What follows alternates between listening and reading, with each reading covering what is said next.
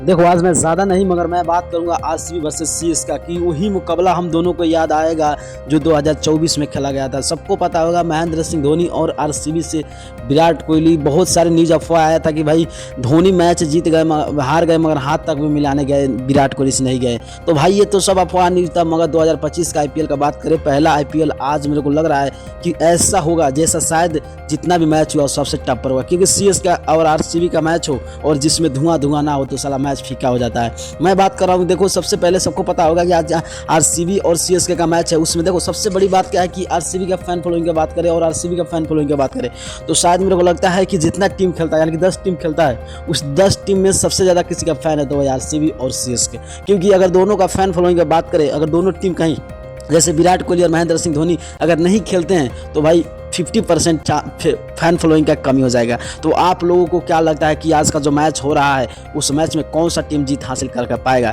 RCB या CSK? अपना छोटा सा राय कमेंट बॉक्स में कमेंट कर देना। अगर आप नए हो तो चैनल को सब्सक्राइब करके लाइक कर देना और वीडियो को शेयर ज़्यादा कर देना। और दोस्तों को ये भी बता देना कि आज मैच है, कोई भी फ़ोन ना करे। ओके बाय, मिलता हूँ नेक्स्ट वीडियो में।